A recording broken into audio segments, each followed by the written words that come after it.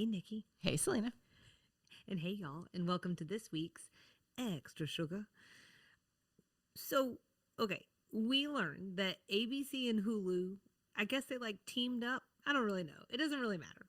I think they are like owned by the same parent company. ABC, Disney, Hulu are all part of the same umbrella. So they're always teaming up, is I what you're think saying. that's right. And I feel like I should probably know that, but here we are. Anywho's, Anywho's. they did a special on Golden Girls, and this is the Golden Girls 40 Years of Laughter and Friendship. And we knew that this was going to be a worthy detour. So this was not initially planned. We didn't really know anything about it until a few weeks ago, but we shuffled some stuff around and we came together to talk about this special. What? That sounds so strategic. We moved some things around. We had plenty of plans. All the plans. We did. I'm like, we just shuffle around like 4 episodes. Okay, fair point. Fair point. And now y'all know. Ooh, more behind the scenes. I'm sure that's so exciting. But anyways, so if you missed it, it premiered on Tuesday, November 11th. I did because I got home. I had it in my phone to watch. Oh. Got home. I got distracted by food. Oh, sure. And then like halfway through dinner, I went, no! And there was only 10 minutes left. Oh. So I can't watch live TV. We don't have cable of any kind. So I knew I was going to have to watch it on Hulu afterwards. I see. What made me mad is like, well, like at that moment, it wouldn't let me rewind. We had to wait until later. That stinks.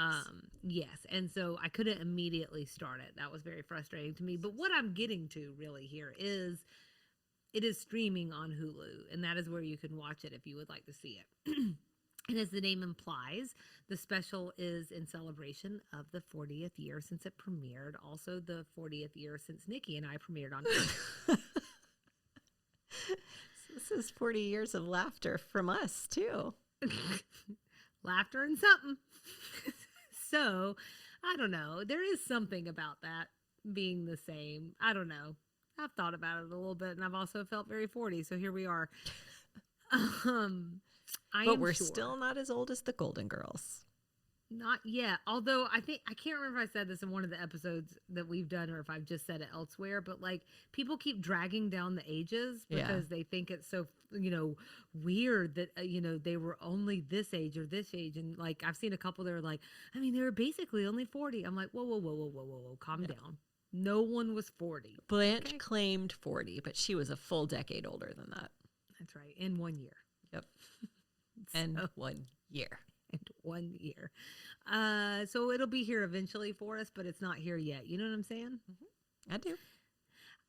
I know we're going to talk more about everything that this special segment entailed, but for what it's worth and just to frame things up here at the top, it was really like a hodgepodge of old and new interviews. It had show clips, behind the scenes footage, and it gave us a taste of how the show lives on today. There were a lot of notable participants. We had Cheryl Lee Ralph, who is of many fame, but also of Designing Women fame, Kelly Ripa, Lorraine Cox, Pamela Adlon, Erica Alexander, former guest stars George Clooney, ever heard of him, and Mario Lopez. And then we also had show creator Susan Harris was there, as well as several other writers, producers, and members of the crew. I do have them written down if you want me to go through all of them. You just let me know, Nikki. I'm good. I think you meant Laverne Cox, though. What did I say? Lorraine. From the last episode we were talking about. Yep. Thank you so much. Of course. I bet you I definitely got that mixed up while maybe preparing for those 2 episodes back to back. Do you know? I'm sure. Do you know the one that surprised me in terms of like the others was Jim Colucci, who is the author of this book that we're going to read for the next Extra Sugar? Yeah. So I did actually call him out separately. Okay. I was going to because of that book. It surprised me. I didn't put 2 and 2 together as quickly as I should have. Now, were you upset that they didn't call us since we have a Golden Girls podcast? Yes. I had the call out for that later too. Mm-hmm. Okay. I have a section at the end, Salina, just so you know, called a couple of personal follow-ups for me. Okay. I had items I had to research afterwards. Oh, I'm so excited. So that was one of them. Well, so Nikki and I couldn't make it in as the podcasters, Yeah. but Patrick Hines and Jennifer Simmerd made it. So good for them. Good for them. I'm glad Yeah, they were able to work out that good for them. scheduling. We couldn't move things around. Yeah, we already moved it around for this Booked. episode. Yep. Busy bees. There were also some pop culture experts. I mean, all to say, there's a lot of people who love the Golden Girls a lot, who continue to love the Golden Girls a lot, and they were there to talk about it. So, what I want to do before we jump into our watch party notes, and Nikki, that's where you'll come in, is I'm going to drop a few numbers on you. It's literally 2. But it's too many. No math for you. Okay. Or anything. Yes. But this is just a reminder that Golden Girls was and has always been a beloved TV series, and I think these numbers help. So you may have mentioned this in our season opener, so I'm so sorry if you did, but the number of viewers for the pilot was 21.5 million. That means nearly half of every television set that was on that night was watching Golden Girls on a Saturday night, no less. So pretty amazing. And then it's been heavily syndicated for decades, but it's also been streamed over 1 billion hours globally on Hulu. I don't find that impressive. I think like half of that's me. So, no, it's so funny that this isn't my nighttime programming. I've realized I really should make this, like, this should replace King of Queens for me. I have probably streamed King of Queens 1 billion hours. But yeah, no, it's Does astounding. Does it count while you're sleeping? Yes. Okay. It is astounding to me the influence that this show continues to have.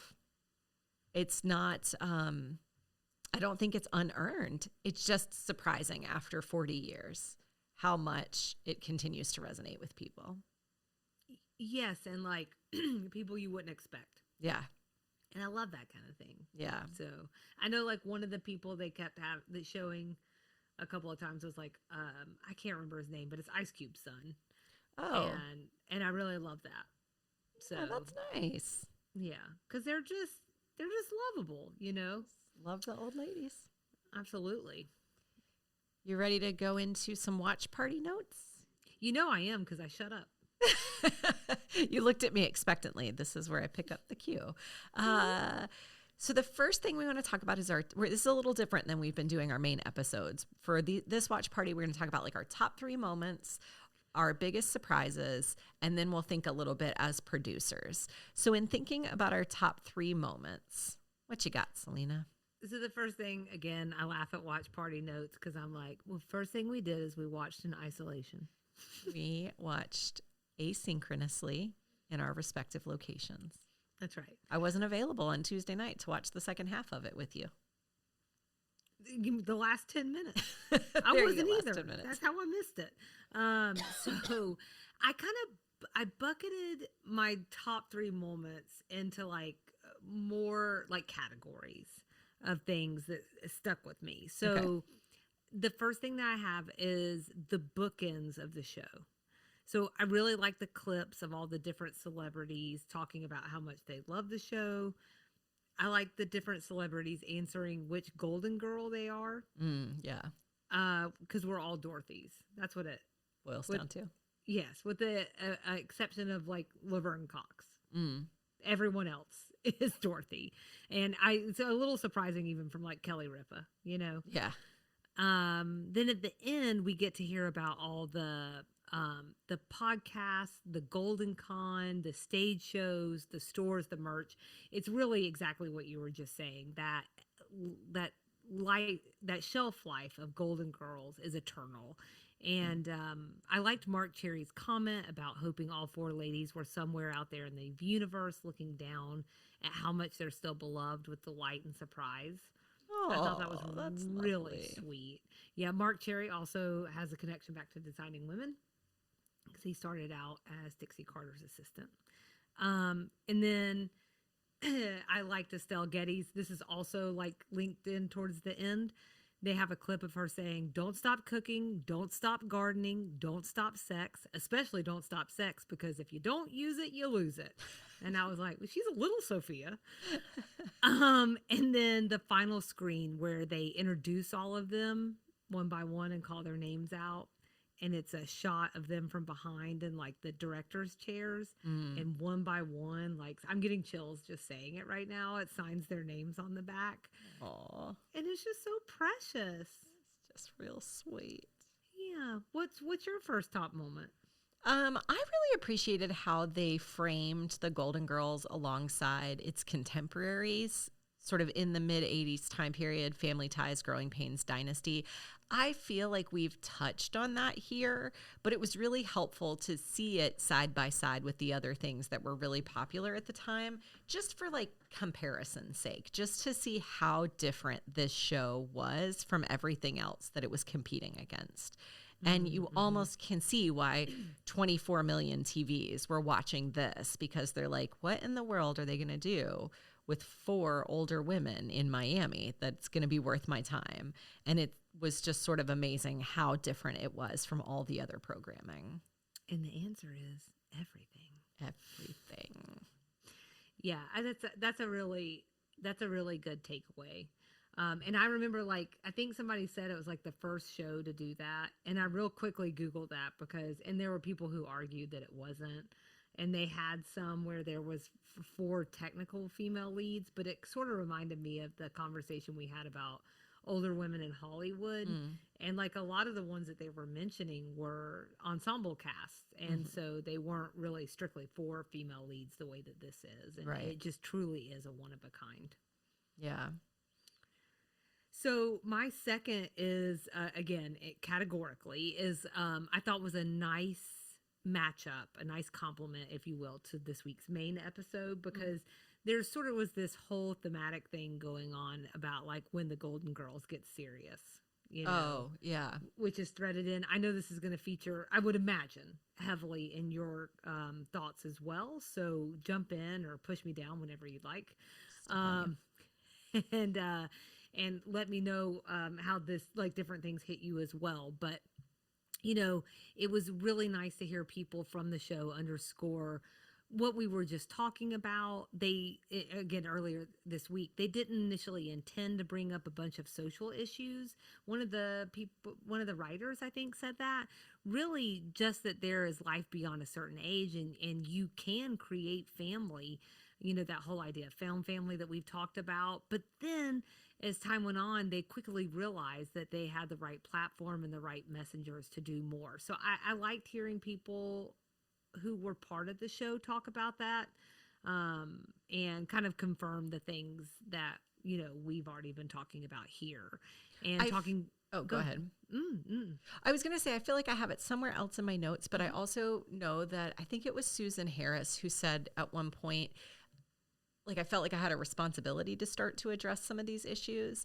So I also think it's a nice reminder of how malleable these things are. So they started out, which is like ostensibly a social issue, to remind people that old people matter and old people are still a part of society. So it starts out as sort of addressing this social construct that they're trying to sort of push back against or whatever. But then as they realize it has teeth, then using that platform and using that voice that it gave them to tell even more stories. I thought that was a nice way of summarizing the intent of the show and where it ended up going over time.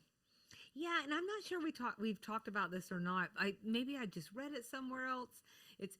I would tell you that some of this stuff is running together because we are really going at quite a clip through the show, and all of these like stand back at 1,000 paces and let's talk about it kind of, you know, aspects.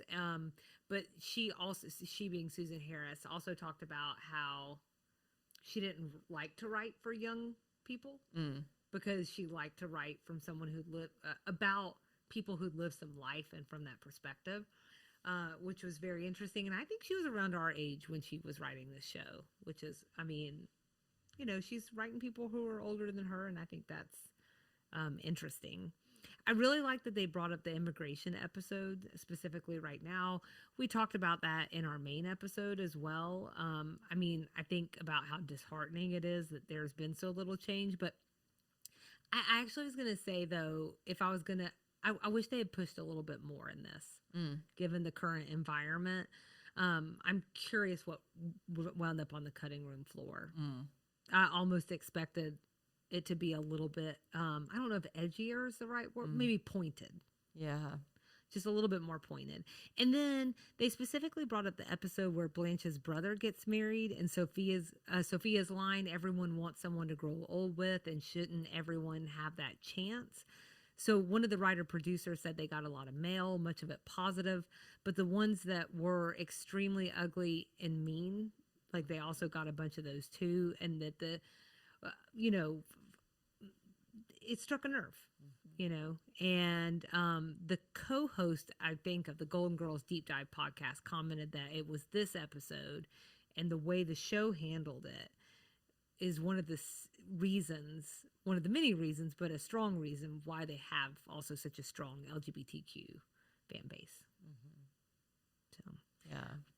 what else did you have for top show moments? I appreciated the character by character approach that they took.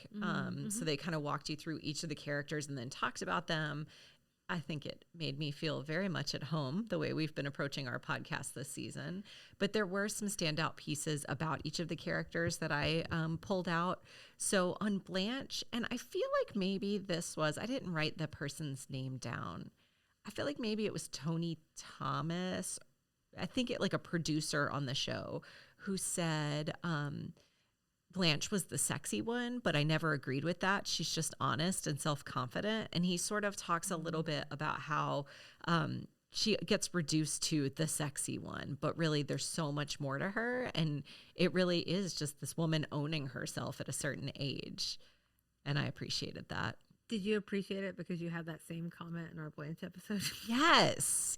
Yes. And this is what I'm saying. Like, you felt seen. I felt seen, and I hate that we were so busy when they were taping this special that they couldn't talk to us. It's tough, isn't it? Look how well spoken we are. So good. So good. I barely tripped over myself. When they talked about Sophia, this is the first time I learned that Sophia was a representation of Susan Harris's grandmother. Yeah. I don't think I'd ever heard that. They gave credit to Jay Sandrich, the TV director and screenwriter, for coming up with the idea for Betty and Rue to switch roles, where Betty would play Rose and Rue would play Blanche. That's different than the version that Rue told in her book. Yeah, I feel like I've heard like 10 different versions now. Yes. When they talked about B. Arthur and Dorothy, they said B. Arthur didn't like that we all chewed gum. She said, you all look like cows. Felt like a very Dorothy thing to say, but then she also applauded them after she read an early script. So she walked in thinking these young writers don't know anything. But then when they delivered her something of substance, she gave them their due and appreciated that for them. And then two other things about each of the characters. They mentioned again how Estelle was like to the point of writing lines on her hand at one point in the show, and they could see it on camera. And they showed a quote from Betty White where she said, we were watching it happen and it hurt, and she got teary-eyed. And I thought that was a nice reminder that these ladies had become friends over time, and they were sort of like family. And then there was a comment about B. Arthur's final speech as Dorothy. The comment was, her final speech isn't the most poetic, it isn't the most articulate, but it doesn't have to be. And the rest of the context around that was that it was almost off the cuff. It was almost improvised in certain pieces. Like, I don't think she read it exactly as it was written. I think she read it the way she felt like it needed to be read. And I just appreciated that we got to see each of the characters and each of the actors get their own moment in the spotlight and learn these little things about them. Yeah, that was really lovely. I'm sitting here wondering if it was written at all that she ran back in twice. I can't remember. That's where you're seeing me pause. I can't remember if we've heard that or not. Yeah, I don't know. Maybe someone wants to tell us. It's probably in the book we're going to read next week for Extra Sugar. Probably. Just haven't gotten there yet. I don't know. I will tell you, I got to the episode by episode breakdown and I skipped ahead because I was like, oh, we're doing it for every episode. Grandma needs a break. Let's see what the Lanai set was like. I'll get back to it, Nikki. I'll get back to it, okay? You've got time. My last one for this category, I categorize this one as behind the scenes. And I just really like the behind the scenes footage. I would have liked much more of that. I liked learning about their schedule, like kind of that nitty gritty stuff, like the camera blocking on Thursdays, they were taping on Fridays. And all I could think about is like, OMG, what would that have been like to sit in that audience, you know? It's wild to see Estelle in that setting without her wig. Yeah. And she's like rocking the red hair, Yeah. you know? Yeah, she looks very different. Very different. And then, you mentioned this as well, but they were talking about what happened with Estelle Getty off camera and she was toughing it out. But, their reflections are heavy, but it's also like a reminder of, again, the strength of her performance. And, I think it's that age. People in that generation, they just limped along. I mean, let me be clear. I've seen you limp along. I know I've limped along, but man, they really could do it. Yeah. On a whole different level. So I'm not saying that's the right thing to do. I'm just saying, dang, they did it really well. Yeah. Is there anything else in these big moments for you? I think along the lines of what you're mentioning, I also really liked the vintage interview clips they pulled together on a personal level. That's been really challenging for me as I've been doing research on whatever character we're doing for Extra Sugar, finding quotes from the actor about being on set, about their time in the role, about the character. That's been hard. So I loved seeing that sort of vintagey interview stuff that they pulled. I thought it was a really nice way to bring in the voices of the ladies, knowing they couldn't be there. Yeah, it was really special. I thought also that, see, look how well spoken I am. Biggest surprises. Can I go ahead and tee one up because it's really an addendum to something you already talked about? Sure. So this is about how young all the writers were. So yes, Susan Harris, our age. That's true. But a lot of these kids were in their late 20s. Mm-hmm. And what a crazy spot to be in. And they're all like we're a bunch of nerds is basically what they said. Mm-hmm. And then these 4 rock stars walk in and we're like, what are we supposed to do? And it was really, I don't know. I just thought it was really funny because you already mentioned Dorothy's lines, but the one that really got me was apparently one of the writers said, just give us 30 days. And if it doesn't work, you can get rid of us. And Betty White is the one who said, okay, 30 days and not one more, darling. Yep. They weren't messing around. That would be such an intimidating group of women to walk into as a young writer. Yes. That would be so intimidating of a group to walk into in any circumstance. But as the person responsible for putting the words in their mouths, I can't even imagine. Can I tell you that my dream? Tell me. My dream is to be an intimidating woman. I want someone to come in the room and be intimidated by me. That's all. And I'll turn out to be nice. You'll be like B. Arthur. Hard on the outside, but soft on the inside. That's right. Instead of like Betty White and the opposite. Yep. So speaking of, that was my next big surprise. Is that on your list at all? It is. Yeah. Okay. And there was a quote, no matter what age you are, people get angry, people get hurt, people get lonely. Someone said that. I think they were talking about the genesis of the show and why it worked for so many different people. But to me, that sort of tracks with the people being in their 20s. It doesn't really, the issues are all the same, whether you're in your 20s or you're in your 80s or 70s. I thought that was so smart. And then you kind of got the other secret sauce of the show, right? That they weren't like, I'm going to write about my bunions today. Although I can write about that if anyone needs me to. Same. And bunions are not gross. They're not infectious. They're not contagious. Muscular, a bone deformity. Yeah, some of us were born with them. Yes. Maybe she's born with it. Maybe it's bunionish. So you want to know my other big surprise? I do. It was hearing and seeing freaking Susan Harris. Okay.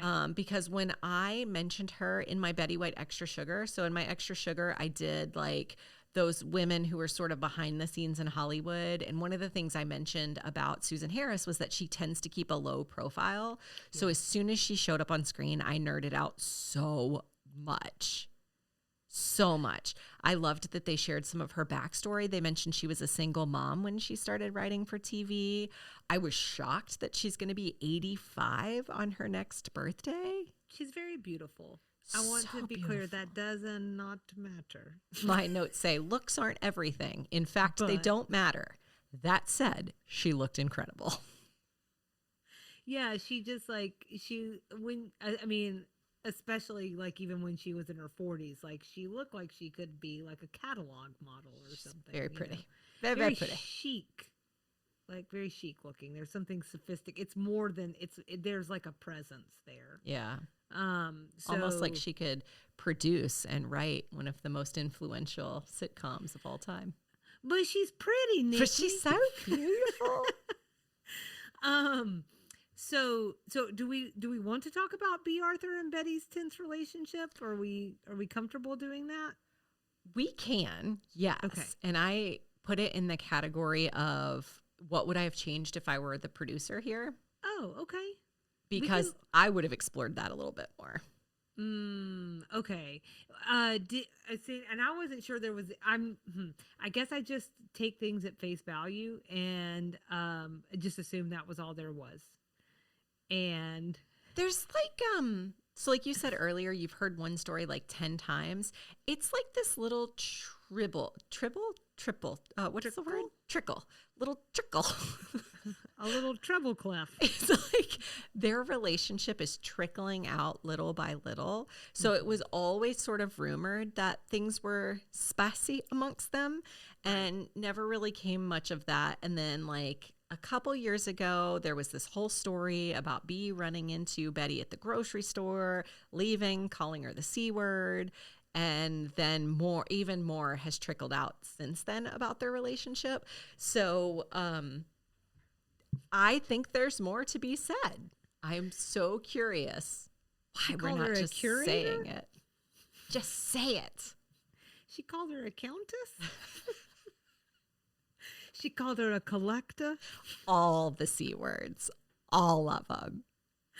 Well, A caring next individual. Tuesday. What? That one.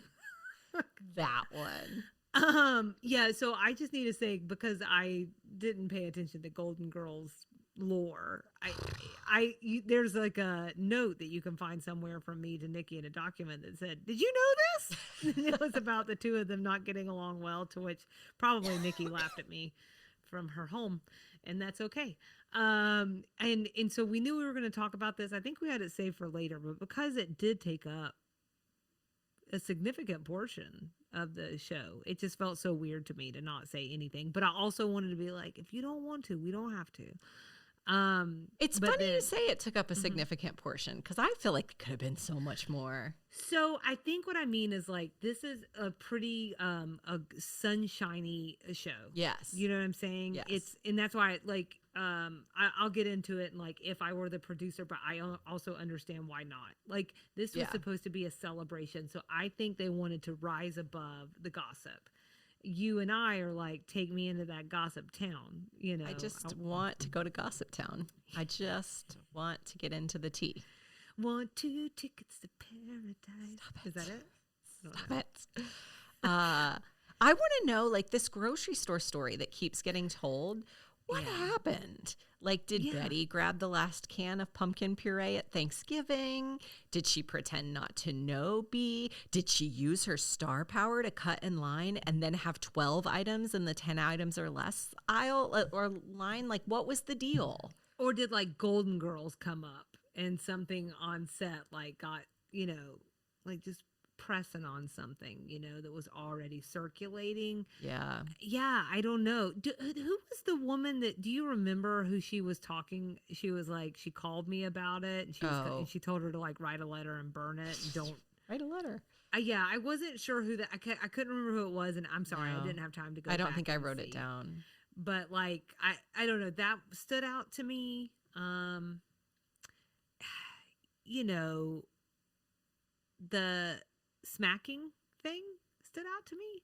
They said Oh, that there yeah. was like the running gag over the course of the show that Dorothy would smack Rose, but those hits got harder and harder over the course of the I series. think that was for dramatic effect. What they're them saying that they got harder and harder throughout the series.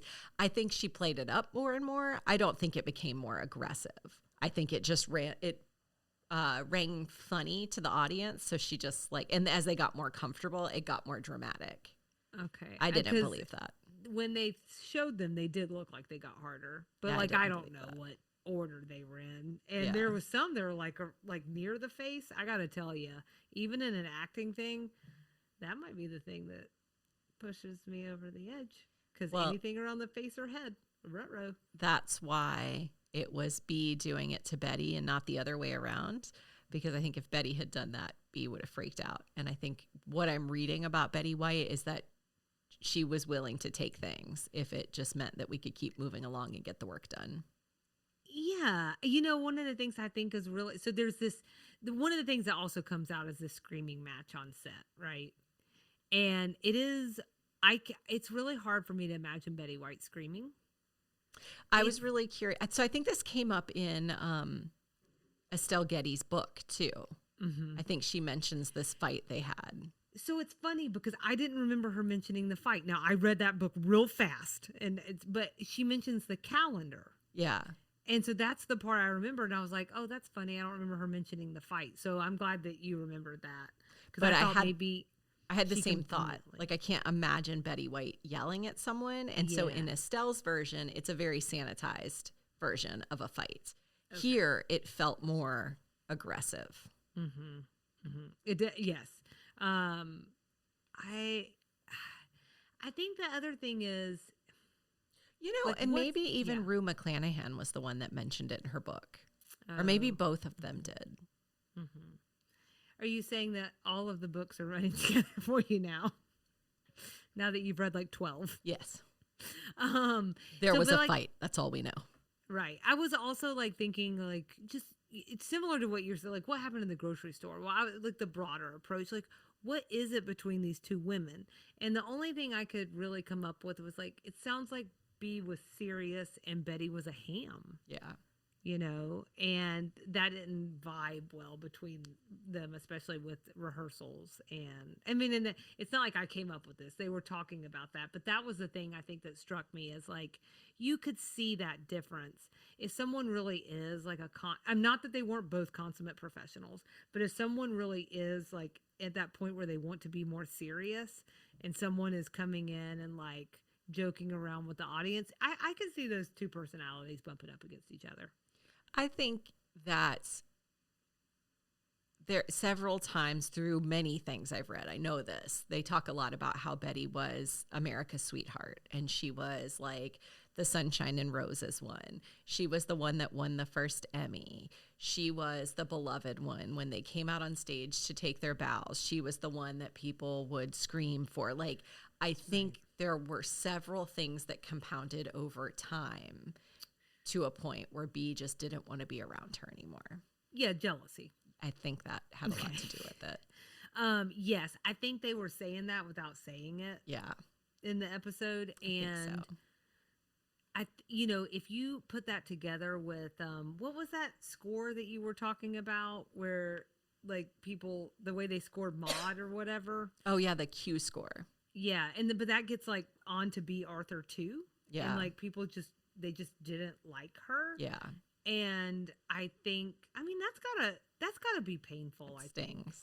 Yeah, if you take that together with also like the intimate portrait of B. Arthur, and like she's talking about how she just always wanted to be that beautiful blonde starlet, Yeah, and she just never got that opportunity, and they were always putting her in the character role and everything. That's got to be wearing on a person. yeah. If because well, we often want what we can't have. I'd like to be tall and chesty, so here we are. Not any of those things. Did you have any? First of all, actually, let me stop. Is there anything else about this conflict that you want to talk about? I think the last thing I would say on it is where it tends to get left whenever it's brought up, and I think it's important to leave it there because this is what we know from what people have said many times. Someone in this special said their relationship was 98% of the time one of enormous respect. They had very different acting approaches. Here, Betty is being beloved. B was soft on the inside and tough on the outside, and Betty was the other way around. So I think that's where it tends to get left, is just like they just approached acting differently. And so it was going to lead to some level of conflict, but they were always 100% of the time professional. And when the lights went on, when the cameras were on, they did what they needed to do. And ultimately, isn't that what it's all about? Like, did they get the job done? They did. Yeah, So they do don't the have to be job. besties. Yeah, do the job, honor each other's work. And I'm glad you said that because we're not really trying to be salacious. I think we're interested. I'm fascinated. I am fascinated because this has come up so many times. And like the first couple of times I heard it, I wanted it to be, I actually, this is an instance where I wanted it to be just pitting successful women against each other because I just didn't want it to be true. Because I wanted them to be like above it all. And then the more that comes out, I'm like, oh, there really was conflict. But also, like, does it matter? It's okay. You don't like everybody and everybody doesn't like you. It's fine. No, and it doesn't keep me from sleeping at night at all. Yeah, I do think also some of that might be generational. Yeah. Like, again, it goes back to that. These gals knew how to limp along, and so they did. I had one more big surprise. Oh, okay. So just the last one, on the theme song, which is a total banger. It's in my head like all the time now. And honestly, before I was watching the show, it would sometimes get in my head just because it's a goodie. But it was originally made famous by Andrew Gold, but the rendition we know and love so well is from singer Cindy Fee. I'm obviously a huge fan because I just tripped over her name so beautifully. So sorry, Cindy. Turns out she had no idea what it was for when she recorded it. And that iconic song was turned out in maybe half an hour, which is, I don't know, it's just impressive. So, yeah. Did you already know that? No. I knew it was a song by someone else before her and that she was the one to sing it. The part that surprised me, in addition to the short time span in which she did it, was that they were looking for a theme song with friend in it. And that's how they came across this. It's like me searching for the perfect GIF on my phone and I just search keywords. And I just love the idea of some producer somewhere being like, okay, it's for old women. Is there a song about old women? Nope, that won't work. Roommates. Is there a song about, nope, not those kind of roommates. And then they filter all the way down to, but what about friends? Could we just have friends? I just think that's funny. Yes, that some amazing things are just total accidents. Exactly. And I also, it's like a timestamp, right? Yeah. Because there's a whole piece about the theme song, and there's like not theme songs anymore. Yeah. I miss theme songs. I like them. So you teed this up earlier. We get to be the producer. What would we change? Would we change anything? You've also kind of given us some idea that you would give a little bit more tea. You would go deeper into this issue between the two ladies, but how else? What else? So to the point you were just making, I would have done a lot less airtime to the theme song. Oh my gosh. I was like, we're still talking about the theme song. Okay. Like the Thursday rehearsal clips, which you mentioned at the top, I loved those so much. And I would have loved to have seen so much more of that. That said, again, I'm reading this Golden Girls Forever book, and they said that in one of the, not to spoil anything, but they usually didn't have tape in the cameras for those Thursday rehearsals, so a lot of tape doesn't exist on them. So they're just truly, that was a cost thing. There truly just isn't that much to share.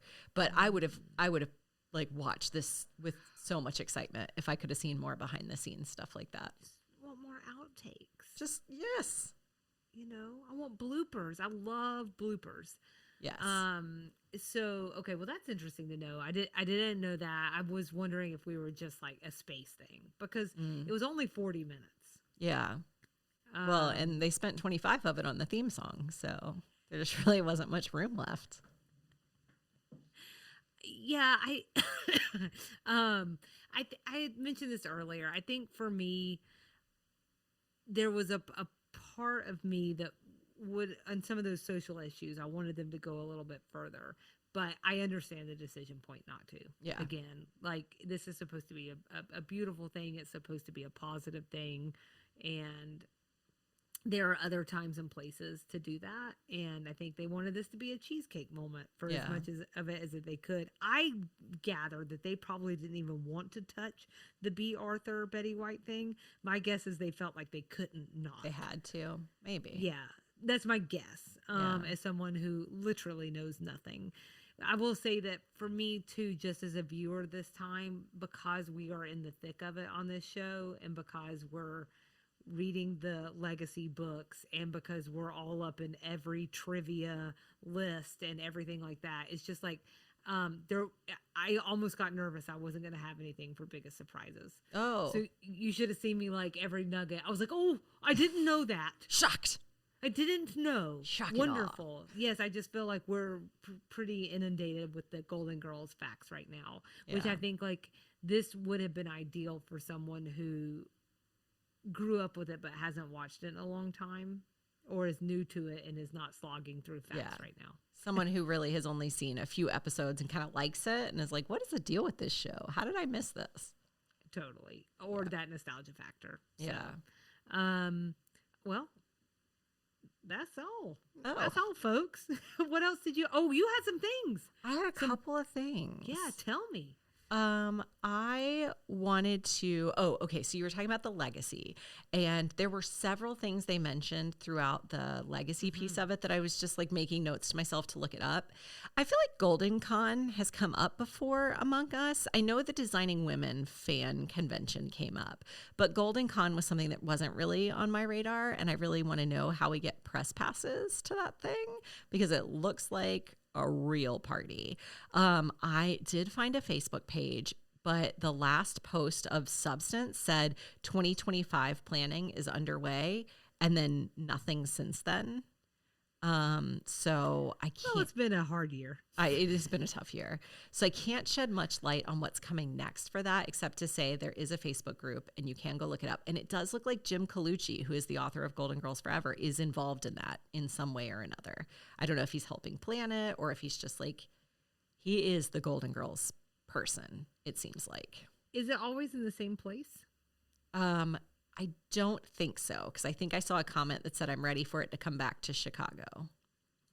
And I would have expected Miami. So so that was one thing that I followed up on. Okay. You mentioned But no leads. No leads, sorry. Okay. You mentioned the podcast piece. So I made a note to myself to look into the Golden Girls Deep Dive podcast. And they I couldn't. just, well, I mean, I didn't listen to it yet, but I just want to say for people's reference, it does sound similar to the way we previously covered Designing Women before we pivoted to sort of like the 6 degrees of separation approach. So if folks want like the episode by episode, that seems like it could be a really good option. I was really upset about the Zero Waste Daniel capsule collection that they showed. So he had this store and he showed a St. Olaf varsity jacket that as soon as he mentioned it, I was like, that has my name all over it. It is sold out. I can't find it anywhere. Do you think it sold out just because of this? I don't know. I had the sense maybe it was limited. Also, some of these things felt like maybe this had been filmed a really long time ago. So I feel like this collection dropped a long time ago and it hasn't been in stock in a while. I could be wrong, but something about the way his website was sort of structured, it just looked like maybe it hadn't been there for a while. I will say the Disney store website has some very cute Golden Girls merch right now. Yes, and it's 40th. Yes. Okay, I thought so. My aunt had told me that something like that was coming, but I haven't looked it up yet. But I've been meaning to. It's no Very reason. cute. Not cute enough for me to spend $40 or $50, but it was cute. The last thing I was going to mention is Golden Girls, The Laughs Continue. So this was a drag show that finds the women in 2025. Again, this is the second time I've mentioned Designing Women 2020, The Big Split, the Designing Women play. I mentioned it in our main episode this week too. This sounds very much like that, where they sort of bring the characters into current times. They did visit Georgia earlier this year in April. They were in Athens and Macon, so obviously we missed it. And they're going to be staying out in California area-ish from here on out. But they do have a trailer and some key scenes from the show on their website, goldengirlstour.com.